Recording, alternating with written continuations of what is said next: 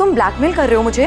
तुमने मर्डर किया है माहिरा, पूनम को मार दिया है तुमने और संजीव को मरने के लिए छोड़ दिया। तो कभी भी मर सकता है। मैंने कुछ नहीं किया है।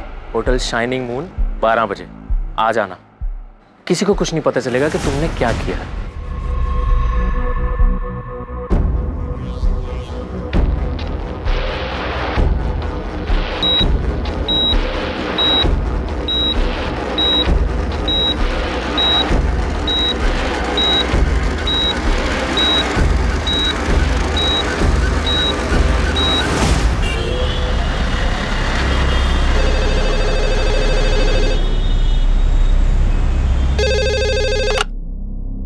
हेलो, मैंने कुछ नहीं किया है, मुझे फंसाया जा रहा है।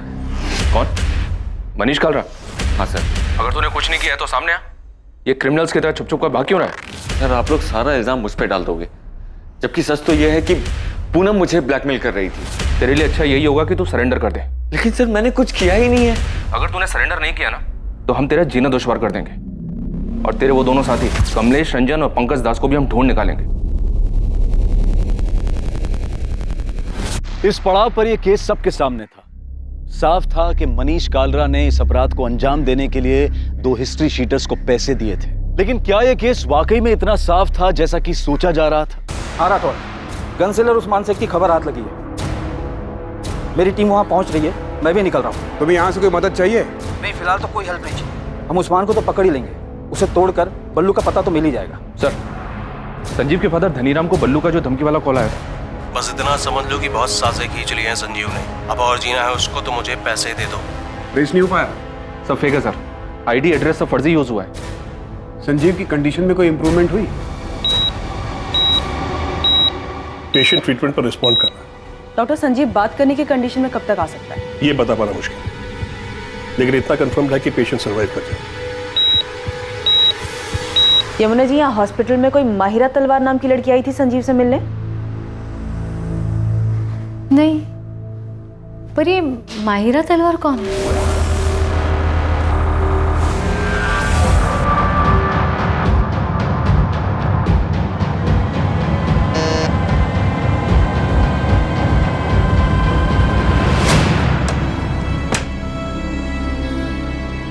मुझे पता था तू आएगी माहिरा। छोड़ो, छोड़ो। तुम सिर्फ जबरदस्ती कर सकते हो ना? जबरदस्ती हो या मर्जी से, मुझे कुछ फर्क नहीं पड़ता माहिरा। अगर मैं पुलिस को जाके ये बता दूं कि तुम मुझे हर्ट करने के लिए और मुझसे बदला लेने के लिए ये सब कर रहे हो तो? अरे शौक से जाओ। अरे तुम्हें तो जाने की भी जरूरत नहीं है। ये तुम्हारे फोन से पुलिस को फोन कर दो कि मैं तुम्हें परेशान कर रहा हूं। क्या हुआ? अरे पकड़ो, डर क्यों रही हो? उस वीडियो में तुम्हारा ऑडियो एकदम क्लियर सुनाई दे रहा माहिरा। तो अगर हमारी सारी दिक्कत ही पूनम है तो इस दिक्कत को जड़ से हटा देते हैं ना Sanjeev? Same coffee shop, same table, तुम्हारी आवाज एकदम क्लियर सुनाई दे रही है। शहर में बहुत सारी रॉबरीज हो रही हैं, लेकिन अभी तक कोई पकड़ा नहीं गया है। तो ऐसी ही किसी एक रॉबरी में पूनम भी तो मर सकती है।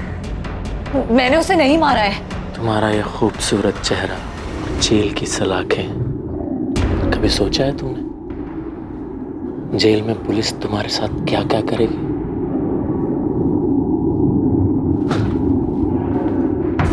खड़ी क्या हो? चल कपड़े उतारो।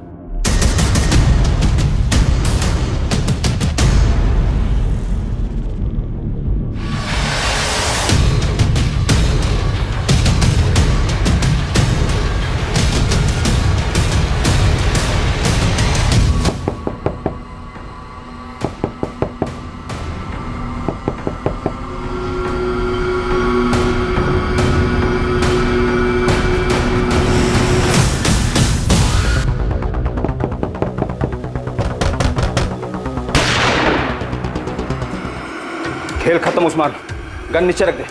कोई होशियारी नहीं, वरना यही ठोक दूंगा। 3 सेकंड है तेरे पास। 1, 2, नीचे रख दे। रख नीचे गन।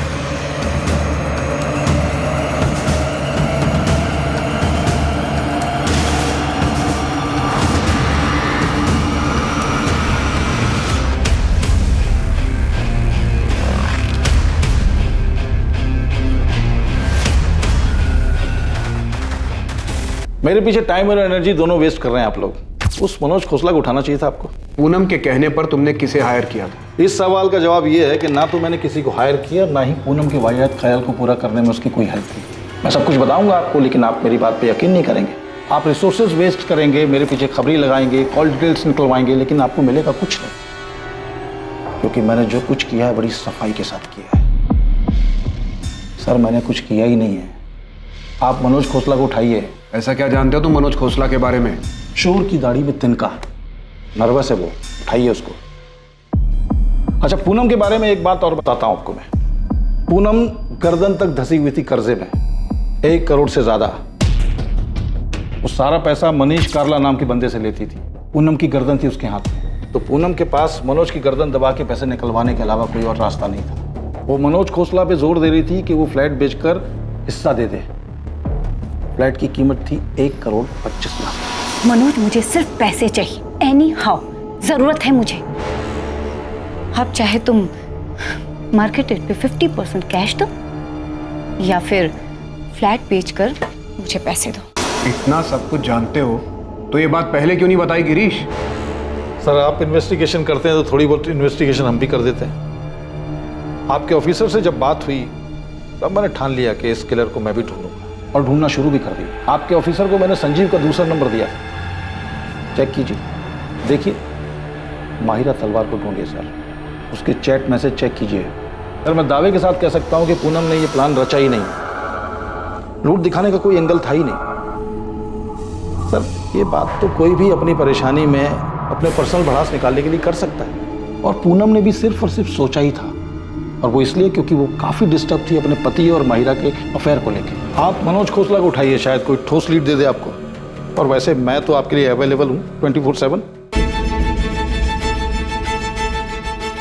Thank you.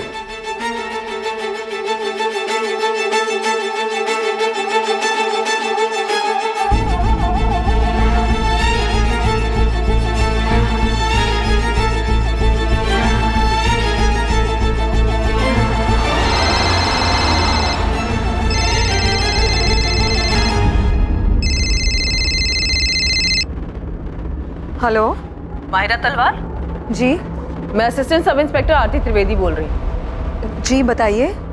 बात करनी है, कब आ सकती हो रसिक विहार पुलिस स्टेशन? मैम कल मेरा वीकली ऑफ है तो मैं कल आ सकती हूँ। ठीक है, सुबह 10:30 बजे रसिक विहार पुलिस स्टेशन।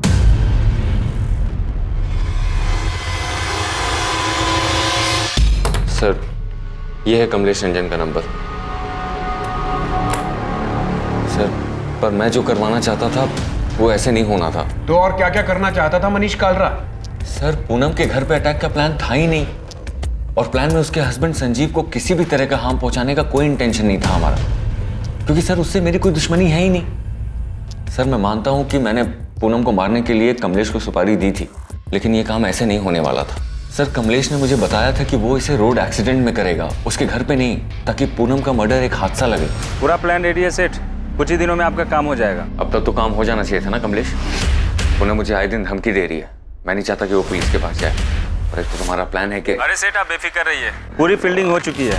पूनम कब पार्लर जाती है, किस रास्ते से घर जाती है, सब पता चल गया। किलिंग भी नहीं लगेगी, पूरा का पूरा एक्सीडेंट ही लगेगा। सर कमलेश ने बताया था कि वो एक काम रोड एक्सीडेंट में करेगा, पर जो हुआ वो प्लान का हिस्सा था ही नहीं। मेरा भरोसा कीजिए सर। तेरा भरोसा करे मनीष कालरा? मर्डर की सुपारी दी है तूने, और उस हिस्ट्री शीटर ने तुझे एक्सीडेंट बताया। उस हिस्ट्री शीटर की बात का भरोसा करें हम? साले कमलेश रंजन को भी लटकाऊंगा और साथ में तुझे भी। पूनम के मर्डर के बाद इसी नंबर पे बात हुई थी तेरी कमलेश के साथ? ये नंबर तो बंद है। उसने नहीं मारा है पूनम को। इनफैक्ट पूनम के मरने के बाद वो बाकी के पैसे तक लेने नहीं आया। और हम इस पर विश्वास कर ले? मैं सच कह रहा हूँ सर, ये किसी और का काम है। मैं सिर्फ पूनम को मरवाना चाहता था, क्योंकि तंग आ गया था मैं उससे। एक तो मेरे लोन के 1.5 करोड़ रुपए नहीं लौटा रही थी, और ऊपर से सर इस 2 नाव की सवारी में मेरा जीना मुश्किल हो गया था, फंस गया था सर मैं। तुमने आज तक एक भी इंस्टॉलमेंट नहीं लौटाया है। पर हम तो लवर्स हैं ना मनीष। हाँ लेकिन ये लोन हमारे लवर्स वाले एंगल का हिस्सा नहीं है पूनम। तुम ये कैसी बातें कर रहे हो मनीष? पूनम मुझे मेरे पैसे वापस चाहिए। मैंने वो पैसे तुम्हें एज ए लोन दिए थे। मनीष दोनों पार्लर को मिलाकर भी कुछ खास रिटर्न नहीं आ रहा है, इसीलिए मैंने दिवाली पर हैवी डिस्काउंट ऑफर रखा है। क्या पता बिजनेस पिक कर जाए। और ये बात तुम्हें मुझसे ज्यादा अच्छे से पता है कि मार्केट स्लो डाउन है। इसलिए तो पैसे वापस मांग रहा हूँ पूनम। मैं मार्केट से अलग नहीं हूँ, मुझे भी पैसों की जरूरत है। पर अचानक ये पैसों की बात कहाँ से आ गई मनीष? क्या मैं तुम्हें वो सब कुछ नहीं दे पाई जो तुम्हें खुशी दे सके, जो तुम्हें चाहिए था? तो मुझे कोई एक तरफा नहीं मिला है पूनम, तुम्हें भी मुझसे वो सारी खुशियां मिली हैं। तुम्हें हो क्या गया है मनीष? पूनम, आज के बाद हम ऐसे नहीं मिलेंगे। आज ही आखिरी था, आज के बाद इट्स स्ट्रिक्टली बिजनेस। तुम प्लीज मेरे पैसे लौटा दो और भूल जाओ कि हमारे बीच में कुछ हुआ भी था। Avantika, am I right? उसी की वजह से तुम मेरे साथ ये कर रहे हो ना? तुम तो गए मनीष, बेस्ट लॉयर हायर करूंगी और रिद्धि मेरे साथ रहेगी और एलिमनी में इतना पैसा मांगूंगी ना कि तुम सड़क पर आ जाओगे। अवंतिका, मैं सिर्फ सो रहे थे ना उसके साथ? मैं बहक गया था अवंतिका। पूनम बस मेरी क्लाइंट है। लेकिन अब तुम उसके क्लाइंट हो, होटल में उसके साथ गुलछरे उड़ाते हो। अब ये बात मैं सबको बताऊंगी, रिद्धि को भी और कोर्ट को भी। अवंतिका, हम बस फिजिकल हुए थे। एक बार डाइवोर्स हो जाने दो, फिर मैं भी ढूंढ लूंगी किसी, सिर्फ फिजिकल होने के लिए। अवंतिका, चिल्लाओ मत, रहो उसी के पास, शादी करो या बाहर में जाओ। मैं तुम्हें रास्ते पर ला दूंगी, बर्बाद करके छोड़ूंगी। अवंतिका को अचानक सब कुछ पता चल गया, इसलिए अचानक तुम मुझे छोड़ रहे हो। अवंतिका मेरी वाइफ है, मेरी फैमिली है, और हम दोनों के बीच में जो हो रहा है वो कभी खत्म नहीं हो सकता मनीष। तुम कैसी बात कर रही हो पूनम? तुम्हारी खुद की फैमिली है, हस्बैंड है। हस्बैंड, राइट, हस्बैंड जिसका अफेयर किसी और के साथ चल रहा है। अरे तो उसमें मैं क्या करूं पूनम? देखो, तुम प्लीज मेरे लोन के पैसे मुझे लौटा दो और भूल जाओ कि हम एक दूसरे को कभी जानते भी नहीं। हम दोनों के बीच जो कुछ हुआ उसमें हम दोनों की मर्जी थी, तो जब चाहो तुम मुंह उठाकर सब कुछ खत्म नहीं कर सकते। सर, घर पे अवंतिका मुझे धमका रही थी और बाहर पूनम। सर, अवंतिका तो मेरी वाइफ है, मैं उसे नहीं छोड़ सकता था, पर पूनम ने तो सारी लिमिट्स क्रॉस कर दी थी सर। मैं तुम्हें बर्बाद कर दूंगी मनीष, कहीं का नहीं छोड़ूंगी तुम्हें। ये सही नहीं है पूनम, तुम मेरे साथ थी क्योंकि तुम्हें भी अच्छा लग रहा था, पर अब नहीं। मुझसे भागना इतना भी आसान नहीं है मनीष। मैं तुमसे भाग नहीं रहा हूँ। मैं भागने भी नहीं दूंगी मनीष। अगर तुम्हारी वाइफ तुम्हें कोर्ट में ले जाने की धमकी दे रही है तो मैं तुम्हें पुलिस स्टेशन लेके जाऊंगी। लेकिन मैंने तुम्हारा किया क्या है पूनम? रेप किया है तुमने मेरा मनीष। नहीं, इनोसेंट मत बनो। तुमने मुझे लोन दिया, उसे वापस लेने के लिए तुम मुझे ब्लैकमेल कर रहे हो और जबरदस्ती रेप कर रहे हो। बस यही बात मैं पुलिस स्टेशन जाके बोल दूंगी। तुम ऐसा नहीं कर सकती पूनम। मैं बिल्कुल कर सकती, इनफैक्ट मैं ऐसा ही करूँ। मैं दोनों के बीच में पिसता जा रहा था सर, लेकिन अपनी फैमिली की कसम खा के कह रहा हूँ कि मैंने ये नहीं करवाया। ये डिसाइड हुआ था कि कमलेश इस हादसे को एक्सीडेंट का रूप देगा, पर यहाँ तो रॉबरी और मर्डर हुआ है सर। सर, ये किसी और का काम है। सर, अभी जो नंबर मैंने आपको दिया था सर, जब पूनम के मर्डर की खबर आई थी ना, तो मेरी इसी नंबर पर कमलेश से बात हुई थी। ये क्या कर दिया कमलेश? दिमाग खराब हो गया है। ये खबर पढ़ के मैं खुद हैरान हूँ सेठ। तुमने क्या कहा था? उसका एक्सीडेंट होगा। अरे सेठ, हमने कुछ किया ही नहीं है। झूठ मत बोलो। मैं क्यों झूठ बोलूंगा सेठ? मैंने सुपारी उठाई, काम किया होता तो आपको फोन करता, बैलेंस पेमेंट लेने आता, और हमने तो एक्सीडेंट सोचा था ना, पर किसी टेढ़ी खोपड़ी ने घर में घुस के मार दिया तुम्हें। सर, मैं कसम खा के कह रहा हूँ कि मैंने सुपारी दी थी, लेकिन प्लान एक्सीडेंट का ही था।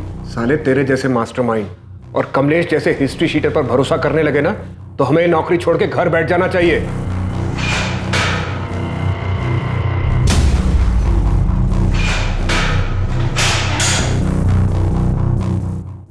मैं गाजियाबाद निकल रहा हूँ। गन सेलर उस्मान शेख पकड़ा गया है। कमलेश, रंजन, पंकज दास के फोटो मिल गए सर, जल्दी पकड़े जाएंगे। आरती को मायरा और संजीव के चैट मैसेजेस मिले हैं। मायरा को बुलाया इंक्वायरी के लिए। उधर भी कोई प्लानिंग चल रही थी? अभी तक पिक्चर क्लियर नहीं है सर। संजीव और मायरा का भी अफेयर चल रहा था। पूनम से छुटकारा पाने की बात चल रही थी। जितने लोगों का पता चला, सबके पास अपना अपना मोटिव था। सब अपनी अपनी प्लानिंग में लगे। सर, ये पूनम का भाई मनोज खोसला, इसको भी उठवाता हूँ। इस रॉबरी कम मर्डर के पीछे के षड्यंत्र की दस्तक हर तरफ से आ रही है। इल्जाम किसी पर भी लगाया जा सकता था, या तो पूनम पर जो मर चुकी थी, या फिर संजीव पर जो बेहोशी की हालत में था। हर एक का मकसद और इरादा बिल्कुल फिट हो रहा था, लेकिन असली गुनहगार अब भी पहुंच के बाहर था।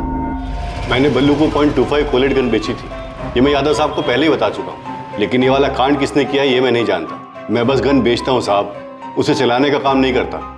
बल्लू को कितनी गन्स बेची है? 2। कब? यही कोई 1 महीना पहले। मतलब उसके बेल पे बाहर आने के बाद? हाँ। कहाँ? अबे बाजार मत लगाओ उस्मान, सीधा वो .25 कोलेट निकालो और साथ में 20 गोलियां। लग रहा है जज गई हाथ में। कहा था ना मक्खन है मक्खन। मक्खन तो है। और सुनो, साथ में इसको वो साइलेंसर भी देना। एक या दोनों के लिए? दोनों के लिए। 2 साइलेंसर्स खरीदे थे उसने। जी, 2.25 कोलेट गन, 20 गोलियां और 2 साइलेंसर्स। ये सारा सामान बल्लू ने करीब 1 महीना पहले खरीदा है। मनोज को उठा लिया सर, उसे भी इंटरोगेट करूंगा। कर लो जायसवाल, लेकिन हमारा प्राइम सस्पेक्ट बल्लू ही है। मनीष कालरा भी शायद सच बोल रहा है कि उसने प्लान किया था सुपारी किलर कमलेश के साथ मिलकर, लेकिन काम जरूर बल्लू ही कर गया। सर मुझे माहिरा के चैट्स मिले, संजीव और किसी शोएब नाम के बंदे के साथ उसके जो चैट्स हैं उनसे काफी कुछ मिला है। शोएब के मैसेजेस से ये लग रहा है कि शोएब माहिरा को ब्लैकमेल कर रहा था। तो उसने मैसेज भेजा कि मैं अच्छी तरह जानता हूँ कि तुमने कैसे प्लान बनाया और कैसे अंजाम दिया। मैं उन दोनों को भी अच्छे से जानता हूँ जिसे तुमने भेजा था, फोन करो।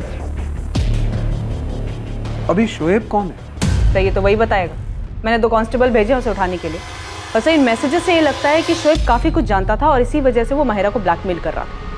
ये हो क्या रहा है? मनीष का पूरा चिट्ठा खुलता है, वो एक्सीडेंट का प्लान बताता है। बल्लू का सब कुछ क्लियर दिखाई दे रहा है, गन्स खरीदना, साइलेंसर खरीदना, और अब ये शोएब और माहिरा की नई एंट्री हो रही है। सर इस केस में सबकी किसी न किसी से रंजिश रही है। यहाँ तक कि पूनम और संजीव के बीच भी कुछ भी ठीक नहीं था। सब लोग बस एक मौके की तलाश में थे। दिल्ली और उसके आसपास के इलाकों में बलराम जलोटा उर्फ बल्लू की बड़े पैमाने पर तलाश शुरू हुई। माहिरा तलवार के एंगल को भी अनदेखा नहीं किया जा सकता था। उसके चैट मैसेजेस से साफ पता चल रहा था कि वो भी पूनम से छुटकारा पाने की फिराक में थी। संजीव जो उन हमलावरों के बारे में बता सकता था, वो अब भी बेहोश था। यार संजीव को होश ही नहीं आ रहा है। परेशानी की तो बात है यार, वो ऐसे ही रहेगा क्या पूरी लाइफ? नहीं यार, ऐसे मत बोल, सब ठीक हो। यमुना, संजीव के अकाउंट में तो सिर्फ 6 लाख रुपए और वो बल्लू 15 लाख रुपए के लिए उसके पीछे पड़ा हुआ था। संजीव देता भी तो कैसे? कैसी हालत में पहुंचा दिया हमारे बेटे को। डॉक्टर भी कुछ बता ही नहीं रहे संजीव को कब होश आएगा। बोल रहे बाकी सब ठीक है। जब सब ठीक है तो वो होश में क्यों नहीं आ रहा है? संजीव चोपड़ा के माता पिता इस बात से चिंतित थे कि संजीव को कब होश आएगा और कब उसकी हालत फिर पहले जैसी सामान्य होगी। वहीं दूसरी ओर पूनम के माता पिता अब भी अपनी बेटी को खोने के गम से उभर नहीं पाए थे और ना ही उनके परिवार को यह अंदाजा था कि संजीव और पूनम के बीच वास्तव में हालात कितने बिगड़ चुके थे। हाँ, मेरे और पूनम के बीच में फ्लैट को लेकर नोकझोंक हुई थी, लेकिन इसका मतलब ये नहीं है सर कि आप उसके मर्डर को लेकर के मुझ पर शक करें। मैंने संजीव का नाम लिया, इसलिए आप मुझसे पूछताछ कर रहे हैं। तुमने संजीव पर तो आरोप लगाया, पर अपने झगड़े के बारे में कुछ नहीं बताया। अभी तुम ये बताओ, पूनम के साथ झगड़े की वजह कोई और भी थी क्या? बिजनेस में लॉसेस की वजह से पूनम को फ्लैट में हिस्सा चाहिए था। वो फ्लैट जो मेरे फादर पहले ही मेरे नाम कर चुके थे और तुम उसे कुछ देना नहीं चाहते थे, और अब तो देने की जरूरत भी नहीं पड़ेगी। वो तो रही नहीं। कैसी बात कर रहे हैं आप? मैं अपनी बहन पूनम को क्यों मारूंगा सर? पूनम ने मुझे कॉल किया था ये बताने के लिए कि उसे संजीव से डर लगने लगा है। संजीव उसे मारने की प्लानिंग कर रहा है और अब संजीव के फादर बीच में बल्लू का नाम घुसेड़ रहे हैं। सर आप ही सोचिए, बल्लू क्यों मांगेगा 15 लाख रुपए? एक्सटॉर्शन मांगने वाले को यह पता होता है कि सामने वाला पैसे दे पाएगा या नहीं दे पाएगा। संजीव का रियल एस्टेट का बिजनेस बिल्कुल ठंडा चल रहा था और उधर पूनम, सर पूनम ने भी जो 3rd ब्रांच खोली थी अपने पार्लर की, उससे भी कोई खास रिटर्न नहीं आ रहा था। सर पूनम ने बहुत पैसे लोन पे लिए हुए थे और लाखों रुपए तो उसने संजीव को दिया था। उसके पैसे भी रख लिए और उसका मर्डर भी कर दिया संजीव ने। मर्डर करने का प्लान हमें तुम्हारी बहन की तरफ से भी मिला है। मिला होगा सर, और भी बहुत कुछ मिला होगा। संजीव और पूनम के अफेयर्स भी मिले होंगे, लेकिन सच सामने है सर। आज संजीव जिंदा है और मेरी बहन मर गई। अगर मेरी बहन ने यह प्लान किया होता तो आज वो जिंदा हो। सर आपको मेरे बारे में जो पता करना है, जिससे पूछताछ करनी है कर लीजिए, लेकिन सच यही है जो मैं कह रहा हूं। इन सब के पीछे संजीव है सर। गोली गलती से संजीव पे चल गई होगी और वो विक्टिम बन गया। कहो तो तुम्हारे और संजीव के सारे मैसेजेस दिखाऊं? काफी परेशान थे तुम दोनों। पूनम संजीव को नहीं छोड़ रही थी। तुम्हें लगा हॉस्पिटल नहीं जाओगी तो पुलिस के रडार से बच जाओगी। मैम हॉस्पिटल जाती भी तो क्या करती? संजीव से मिलने से पहले मुझे 1000 सवाल के जवाब देने पड़ते। संजीव और मैंने कई बार डिस्कस किया कि हम आगे क्या करेंगे, लेकिन संजीव में कभी हिम्मत ही नहीं थी कि वो सीधा सीधा जाके पूनम से बात कर सके। तुम उसे बता क्यों नहीं देते कि तुम किसी और के साथ रहना चाहते हो? पूनम ना बहुत बहुत पजेसिव। तो क्या मैं ये समझूं कि तुम मेरे साथ सिर्फ एंजॉयमेंट के लिए हो? ऐसा नहीं है मायरा, तुम बात समझने की कोशिश करो। पिछले 1-1.5 साल से मेरा बिजनेस बहुत डाउन चल रहा है और मैंने पूनम से बहुत सारे पैसे लिए और पूनम ने भी वो पैसे सामने से लोन पर उठाए। मतलब तुम उसे इसीलिए नहीं छोड़ सकते क्योंकि तुमने उससे पैसे लिए हैं? वो मुझे नहीं छोड़ेगी, बहुत खतरनाक औरत है। क्या कहा तुमने संजीव? क्या कहा? तुम्हें अलग होना? तुम्हें ये अचानक हो क्या गया है? जब से हम मिले तब से अब तक हम दोनों के बीच काफी कुछ बदल चुका है। साफ साफ बोलो, क्या कहना है? मैं जानता हूँ तुम्हारी लाइफ में, मेरी लाइफ में कोई है? तुम पीछा कर रहे हो मेरा ये मतलब नहीं था। तो फिर क्या मतलब था? क्या मतलब समझूं मैं कि तुम्हारे मतलब की कोई मिल गई है तुम्हें? नहीं। तुम अलग होने की सोच भी कैसे सकते हो संजीव? तुम्हारे लिए 50 लाख का लोन उठाया है मैंने और तुम बड़े आराम से हजम करके अलग होना चाहते हो मुझसे। नहीं, बस मैं सोच रहा था कि क्या वैसे भी हम दोनों एक दूसरे से खुश है क्या? सब समझ में आ रहा है मुझे, समझ भी आ रहा है और दिख भी रहा है। तुम्हें कोई खुश करने वाली मिल गई और तुमने एक बढ़िया सी खिचड़ी बनाई और मुझे सर्व कर ली। ऐसा कुछ नहीं है। और ऐसा होना भी नहीं चाहिए संजीव। अगर ऐसा हुआ तो तुम्हारा क्या हाल होगा तुम सोच भी नहीं सकते। इनडायरेक्टली मैंने उससे डिवोर्स की बात की तो उसके अंदर का भूत बाहर आ गया। अगर पूनम ही हमारी सारी दिक्कत है तो इस दिक्कत को जड़ से खत्म कर देते हैं। देखो, शहर में बहुत सारी रॉबरीज हो रही हैं और अभी तक कोई पकड़ा नहीं गया है, तो किसी एक रॉबरी में पूनम मर भी तो सकती है। नहीं मायरा, ये सॉल्यूशन नहीं है, इससे तो सब बर्बाद हो जाएगा। तो फिर हमें आबाद करने का कोई और प्लान है क्या तुम्हारे पास? मैं अपनी बात आगे बोल भी नहीं पाई थी कि संजीव ने सुनने से भी इनकार कर दिया। पर तुमने ये सोचा कि ये रॉबरी वाला प्लान काम कर जाए। हाँ, और उसका नतीजा मैं आज तक भुगत रही हूँ। जिसके मैसेजेस ट्रेस करके आप मुझ तक पहुँची हैं, शोएब, उसने उस दिन मेरी सारी बातें रिकॉर्ड कर ली थी और उसके बाद उसने मुझसे ज़बरदस्ती बहुत कुछ लिया है। मेरी इज्जत। शोएब कॉलेज में मेरा बॉयफ्रेंड था लेकिन अब नहीं है और ये बात उससे बर्दाश्त ही नहीं हो रही। वो मेरा पीछा करता है, उस रिकॉर्डिंग से मुझे ब्लैकमेल करता है। मेरी कुछ लाइफ ही नहीं बची है।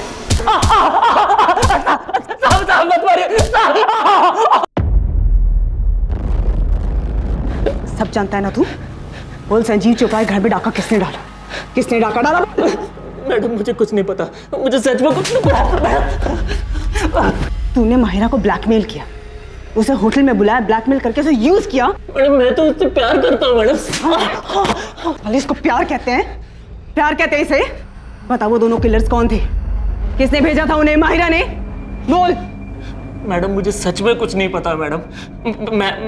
मैंने तो बस संजीव और माहिरा की बातें सुनी थी और माहिरा को वापस पाने के लिए मैंने उनका वीडियो बनाया और उसको ब्लैकमेल करने लगा।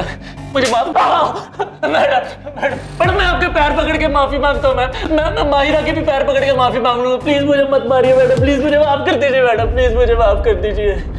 सर ये मनोज इस केस में फिट ही नहीं बैठता है। इसके पेरेंट्स तो ये सुनकर शॉक्ड हो गए थे कि भाई बहन के बीच फ्लैट को लेकर झगड़ा चल रहा था। मायरा से भी कुछ पता नहीं चला। तब शोएब कन्फेस कर रहा है, वो माहिरा को सिर्फ ब्लैकमेल कर रहा था, कोई एंगल नहीं है। तब तो एक ही एंगल बचता है, बल्लू का। सबसे पहले उसी का नाम आया था, सब फिट बैठता उस पर। हाँ नदीम बोल, बल्लू की कोई खबर? बल्लू की तो खबर नहीं मिली साहब, पर ये मनीष ने जिसको सुपारी दी थी कमलेश रंजन, वो वापस लौटा है। यहाँ हुसैन नगर में किराए पे कमरा उठाया है। तू नजर रख, मैं पहुंचता हूँ अभी। सर ये कमलेश रंजन वापस लौटा है। उठाओ उसे। ये तो साफ है कि पूनम चोपड़ा को मारने की सुपारी मनीष कालरा ने दी थी, लेकिन उसका कहना है कि मर्डर उसकी सुपारी पर नहीं। मनीष तो है हमारे पास लॉकअप। एक बार कमलेश हाथ लग जाए तो पता चल जाए कि कमलेश के दिमाग में क्या चल रहा है। कहीं उसने मनीष से कुछ झूठ तो नहीं बोला? ठीक है, मैं बात करता हूँ।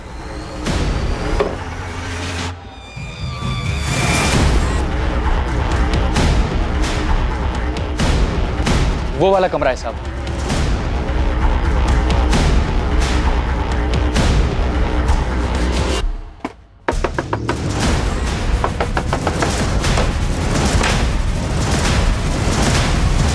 हमारा निशाना कभी नहीं चूकता। कमलेश रंजन, तुमने जो किया है उसे भुगतना तो पड़ेगा मनीष। तुमने अपनी कब्र खुद खो दी। माफ कर दो मुझे, मैं तो बस सब पहले जैसा ठीक करना चाहता था।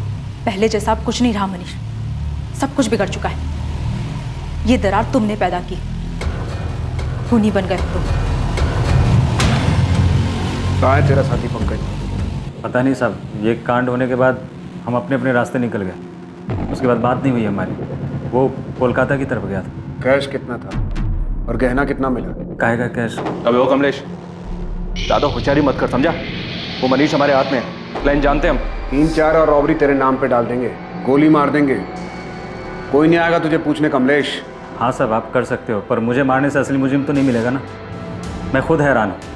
मनीष सेठ से सुपारी मैंने उठाया था। मैं और पंकज ये काम 16 तारीख को करने वाले थे। एक्सीडेंट के लिए हमने गाड़ी भी जुगाड़ लिया था, और उससे पहले ही 14 की रात को कोई ये कांड कर दिया। तो सुपारी गैंग में तुझे खबर नहीं मिली कि एक ही आदमी की डबल सुपारी बट रही है? नहीं पता चला साहब, जितनों को जानता हूँ पूछ पूछ के थक गया हूँ।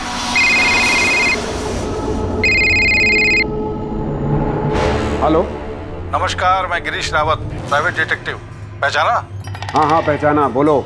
मैंने आपसे कहा था कि मैं 24/7 आपके लिए अवेलेबल रहूंगा। खबर क्या है तुम्हारे पास? तगड़ी खबर। आप चंडीगढ़ फॉरेंसिक डिपार्टमेंट में बात की। उनके पास एक बॉडी है और उसकी खोपड़ी से बुलेट और उसके बगल से शेल बरामद हुआ। आप फॉरेंसिक रिपोर्ट मंगाइए, उसे देखिए। लाश को पूरी तरह से जला दिया गया।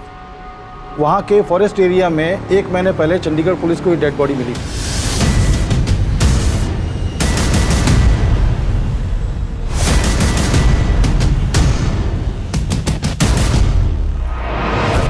ये चंडीगढ़ वाले मर्डर केस में बुलेट .25 कॉलेट गन से चलाई गई थी। तुम्हें कैसे मालूम कि .25 कॉलेट गन हमारे केस में भी शामिल है? थैंक यू इंस्पेक्टर, आप तो तारीफ करेंगे नहीं तो सोचा मैं ही थैंक यू बोल देता हूँ। वैसे ये इन्फॉर्मेशन मुझे अपने चंडीगढ़ नेटवर्क से मिली थी, पर आज तक चंडीगढ़ पुलिस को ये नहीं मालूम कि डेड बॉडी किसकी है। शायद ये इन्फॉर्मेशन आपके कुछ काम आ जाए। 2 .25 कोलेट गन, 20 गोलियां और 2 साइलेंसर्स। ये सारा सामान बल्लू ने करीब 1 महीना पहले खरीदा है।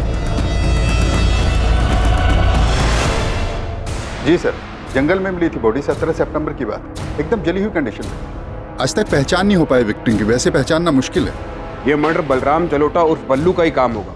हाँ, दिल्ली पुलिस हेडक्वार्टर से वांटेड लिस्ट आई, उसमें फोटो मिला है उसका। बल्लू हमारे यहाँ से वांटेड है, murder cum robbery case. Murder में यहाँ जो गन यूज हुई है वो .25 कॉलेट गन है। शायद तुम्हें भी यही मिला। हाँ यही है। बुलेट विक्टिम के स्कल से रिकवर हुआ था और सेल भी वहीं पास में पड़ा था।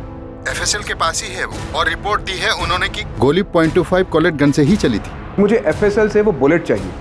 मेरा ऑफिसर अंकुर सिन्हा ये कोऑर्डिनेट करेगा। बुलेट आपको मिल जाएगी सर। क्राइम सीन और बर्न्ड बॉडी के फोटो भी हैं हमारे पास, पर बॉडी हमने क्रिमिनेट कर दी। पर विक्टिम का DNA प्रिजर्व्ड है।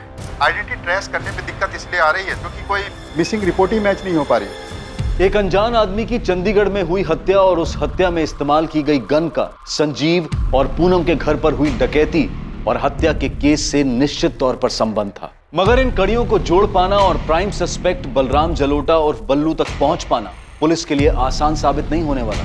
इस मामले में हॉस्पिटल से अभी कुछ और चीजें सामने आनी थी, जहां संजीव चोपड़ा धीरे धीरे रिकवर हो रहा था। सर, एक गुड न्यूज है। ये खबर मैंने आपको पहले इसलिए नहीं दी बिकॉज मैं आपको डिसअपॉइंट नहीं करना चाहता था। संजीव चोपड़ा को होश आ गया डॉक्टर? जी हाँ, 3 दिन पहले ही। अब संजीव बात करने की कंडीशन में है, लेकिन मैं आपको 5 मिनट से ज्यादा अलाउ नहीं कर सकता। इन्वेस्टिगेटिंग टीम को उम्मीद थी कि संजीव चोपड़ा होश में आकर उन्हें हमलावरों के बारे में बताएगा, कोई जानकारी या सुराग देगा। लेकिन क्या वाकई ये जानकारी कुछ अलग साबित होने वाली थी, जो कि इन्वेस्टिगेटिंग टीम को पहले से नहीं पता था? संजीव,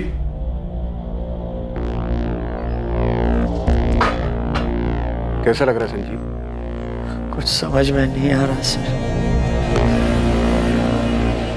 पता नहीं अब बड़े बड़े कितना वक्त बीत गया। पूनम के बारे में पता चला?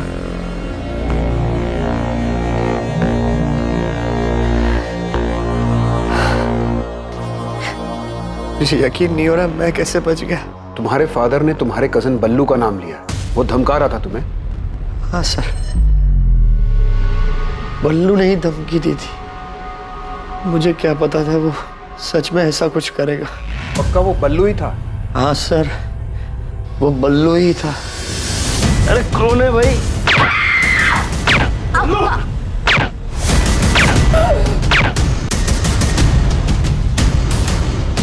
बल्लू ने मुझसे 15 लाख रुपए मांगे थे।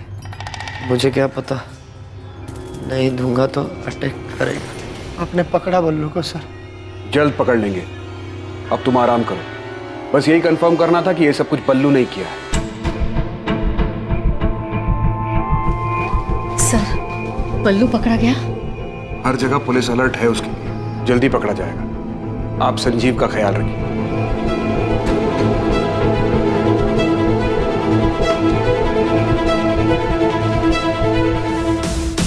दोनों भाई हैं, जसवंत गिल बड़ा और मनप्रीत गिल छोटा है। ऑलमोस्ट हर दिन दिखते हैं हॉस्पिटल में दोनों। संजीव और ये दोनों भाई ग्वालियर में एक साथ ही बड़े हुए हैं। ग्वालियर में संजीव के ग्रैंडफादर थे। सर, संजीव के कॉल रिकॉर्ड्स में भी दोनों का नाम था। कुछ ठोस मिला है चंडीगढ़ केस में। वो बुलेट शेल FSL ने भेजा है मुझे। उसी गन से चली या उनमें से किसी एक गन से? ये अभी नहीं बता सकता, लेकिन जो बुलेट शेल है उसमें सीरीज नंबर है। वो उसी सीरियल नंबर के आसपास की है जो हमें संजीव के घर से मिली थी। 20 गोलियां खरीदी थी बल्लू ने। हमें बाजार मत लगाओ उस्मान, सीधा वो .25 कोलेट निकालो और साथ में 20 गोलियां। थैंक्स अंकुर। शायद इस चंडीगढ़ वाली इन्फॉर्मेशन से बल्लू का कुछ पता चले। सर, महीने भर से हम हर जगह हर पुलिस स्टेशन में तलाश रहे हैं। एक भी मिसिंग कंप्लेंट मैच नहीं हो रहा है। आपके बोलने के बाद हमने सबको दोबारा से सारी डिटेल भेजी। सतीश, तुम चंडीगढ़ के 16 और 17 सितंबर के CCTV फुटेजेस दे सकते हो, खासकर टोल नाका और सारे एंट्री एग्जिट पॉइंट्स के? ठीक है, 1-2 दिन दो मुझे, भिजवाता हूँ।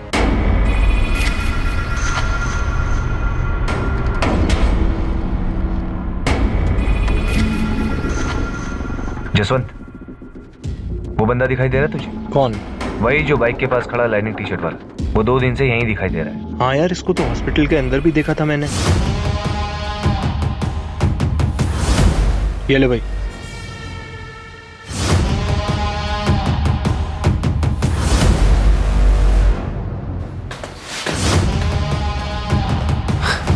जसवंत, तुझे कुछ गड़बड़ लग रही है क्या? नहीं यार, लग तो नहीं। निकल जाए। नहीं, अभी नहीं जा सकते, अभी हम लोग रेडार में। हाँ, मनप्रीत और जसवंत संजीव के बचपन के दोस्त हैं। हाँ, पूछा था मैंने, बताया उन दोनों ने। और आप उनके बारे में क्यों पूछ रही हैं? ऐसे ही पूछताछ करने की तो आदत है हमारी। वैसे धनीराम जी, आप मुझे बताइए कि जसवंत और मनप्रीत को कैसे पता चला कि संजीव हॉस्पिटल में है और उसकी वाइफ पूनम की डेथ हो गई है? आपने फोन किया था? जी नहीं, उन्होंने फोन किया था। सर, चंडीगढ़ के CCTV फुटेजेस के तकरीबन 60% फुटेजेस स्कैन कर रही हैं, पर बल्लू कहीं भी नहीं दिख रहा है। डबल मर्डर केस में बल्लू पकड़ा गया, अंडर ट्रायल था। 2 महीने पहले वो बेल पर बाहर आया था। पहले महीने वो रेगुलर गाजियाबाद जेल में जाके हाजिरी देता रहा। उसके बाद वो वहां नहीं गया। 14 सितंबर लास्ट डेट थी जब वो हाजिरी देने गया था। उसके बाद से बल्लू किसी को दिखाई नहीं दी। संजीव के घर कांड होने के बाद ना हमें दिखाई दे रहा है, ना चंडीगढ़ के CCTV फुटेज में दिखाई दे रहा है। ऐसे कहां जा सकता है कि किसी को दिखाई ना दे? एक काम करो, संजीव के दोनों दोस्त जसवंत और मनप्रीत, इनको उठा लो। क्या पूछना है बाद में देखेंगे। जी सर। और बल्लू की माँ उषा, देखते ही गोली मार दीजिए बल्लू को। मेरा बेटा नहीं है वो। उनको उठाना नहीं, उनका DNA सैंपल चाहिए। बल्लू किसी को दिखा नहीं और शायद अब दिखेगा भी। आपको मेरा DNA सैंपल चाहिए? आपका भी और आपके हस्बैंड धीरज जलोटा जी का भी। क्यों? उषा जी, हमें डाउट है कि बल्लू मर चुका है। इन्वेस्टिगेटिंग टीम को अपराध का षड्यंत्र समझ आने लगा था। क्या हुआ यमुना? वो पुलिस जसवंत और मनप्रीत को लेके गई। अब पुलिस को जसवंत और मनप्रीत से क्या चाहिए?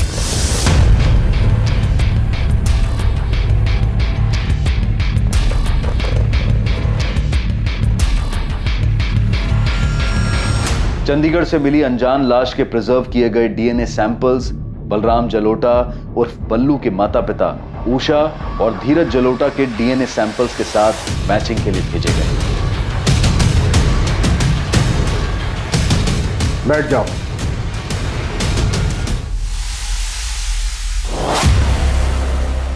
सिर्फ एक बार पूछूंगा, ये जली हुई बॉडी बल्लू की है ना? भूल के ना तो बोलना ही मत। CCTV में देखे हो तुम दोनों। हमारी मार झेल नहीं पाओगे, फिर आवाज नहीं चीख निकलेगी।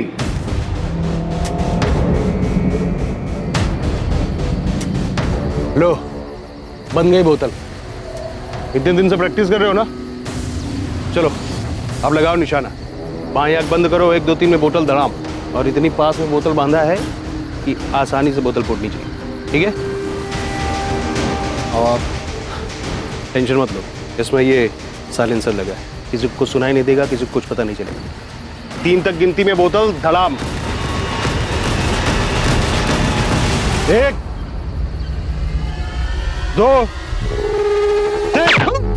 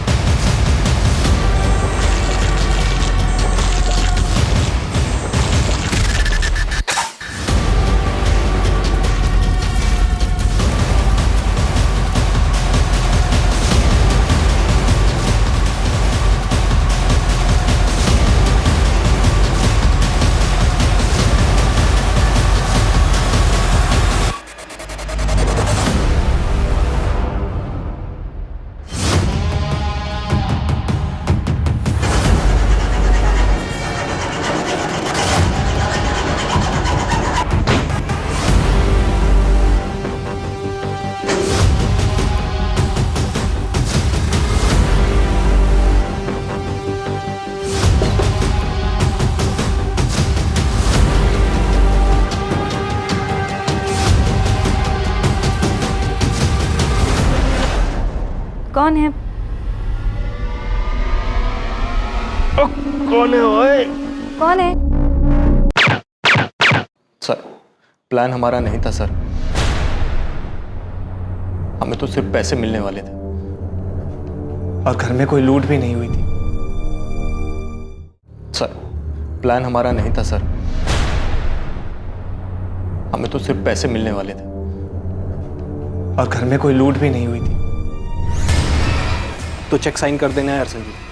संजीव लाले पड़े, कब से तेरा होश में आने का इंतजार कर रहे थे। मेरी ये हालत तेरी वजह से हुई है मनप्रीत। लेकिन काम तो हो गया ना यार, देख। काम हो गया, अब पता नहीं कभी उठ भी पाऊंगा या नहीं। बोलता है काम तो हो गया। बोल संजू, क्या काम है? तेरे लिए जो भी होगा सब कर दूंगा। पूनम को मारना है, डाइवोर्स दे दे। पूनम ना मुझे डाइवोर्स देगी ना मुझे छोड़ेगी। पहले वो सारे पैसे लौटा दो जो मैंने तुम्हें लोन पर उठा कर दिए, उसके बाद इस कोठी पर मेरा नाम लिखवा दो। तो पूनम भरोसा करो मुझ पर, मैं डाइवोर्स के बाद में भी पैसे लौटा दूंगा। बेवकूफ समझाया क्या तुमने मुझे संजीव? हाँ, मनीष का लोन मेरे सर पर है तो इस बात का फायदा उठाकर तुम मुझे छोड़कर वो माहिरा के साथ चले जाओ।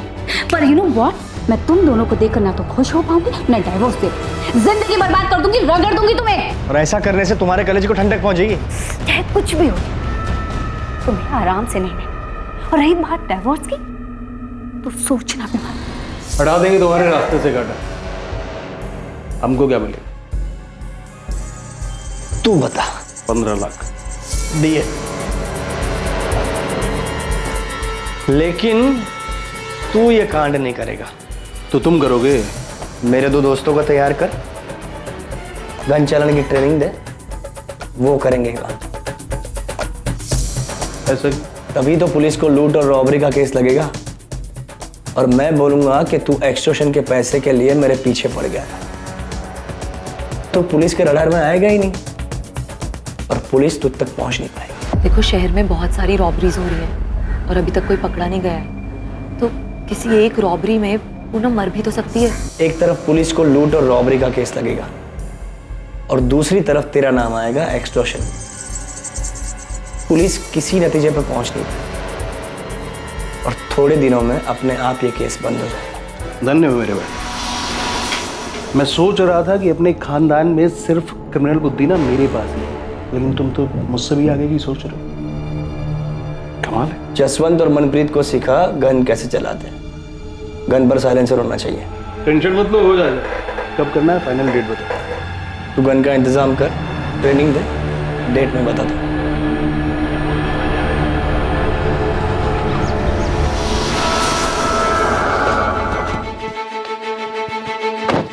सुनो, तुम दोनों को बल्लू के साथ चंडीगढ़ जाना होगा, तुम्हारी ट्रेनिंग वहां पर होगी, ठीक? और मनप्रीत, तुम्हें मुझ पर गोली चलानी। बल्लू तुम्हें बताएगा कि मुझे गोली कहाँ लगनी चाहिए, जहाँ लगने से मैं सेफ रहूंगा। और ध्यान से, कोई रिस्क नहीं चाहिए। Don't worry. और जसवंत, बल्लू तुम्हें बताया गया कि पूनम को गोली कहाँ लगनी चाहिए, जहाँ लगने से वो बचनी नहीं चाहिए। जिस दिन ट्रेनिंग खत्म होगी उस दिन बल्लू को गुरु दक्षिणा देना भूलना मत। गोली सीधे सर में लगनी चाहिए। बल्लू को मारना है? बचना नहीं चाहिए। लेकिन क्यों संजीव? क्योंकि बल्लू मेन सस्पेक्ट होगा और पुलिस उसे ढूंढने के लिए जमीन आसमान एक कर देगी।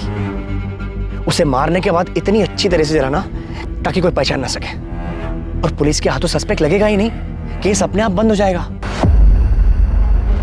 कितने पैसे देने वाला था संजीव? सर 5 लाख, पर गलती हो गई मेरे हाथ से। 2 ही गोली चलानी थी, लेकिन गलती से 3 गोली चल गई संजीव पर, और वो भी गलत जगह। कौन है?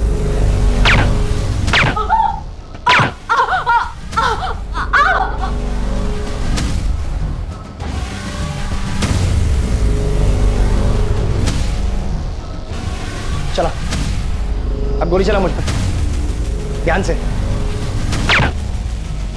3 गोली क्यों चला दी? भाई गलती से चल गए भाई। संजीव, संजीव, संजीव, उठ संजीव, संजीव, संजीव। तुझे ट्रेनिंग भी दी थी ना, 2 गोली बोला था, तूने 3 गोली चला दी। गिनती भी नहीं आती कि कुछ और प्लान कर रहा था तू? संजीव ऐसा नहीं है यार, गलती से चल गई थी, जानबूझ के नहीं किया, गलती हो गई यार, समझना है। फुटो यहाँ से, जब मैं ठीक हो जाऊंगा तब पैसे की बात करेंगे। जाओ, निकलो यहाँ से। सर हमसे तो दोस्ती यारी में हो गया सर, आज तक कोई पैसा नहीं मिला सर, इसीलिए इतने दिन से हॉस्पिटल के चक्कर काट रहे हैं। पैसा नहीं, किलो के हिसाब से चार्जेस लगेंगे दोनों पर। ये तो नहीं पता तू कब फिर से ठीक होगा संजीव चोपड़ा, पर जब भी चलने फिरने लायक होगा तब हम लेंगे तेरी कस्टडी। डिवोर्स के लिए कोर्ट जाता, उसमें कम दिमाग खर्च होता तेरा। इतना दिमाग बेवकूफी वाले काम में लगा दिया और क्रिमिनल बन गया तू।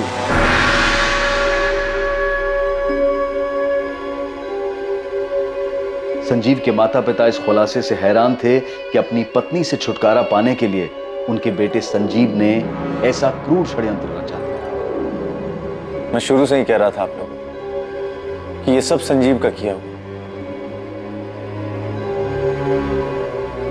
माहिरा ने पूनम से छुटकारा पाने के लिए दिल्ली में हो रही रॉबरीज की आड़ में इस तरह से रॉबरी और मर्डर के बारे में सोचा था, लेकिन इन्वेस्टिगेशन में सामने आया कि असल में हुए अपराध में माहिरा की कोई भूमिका नहीं थी।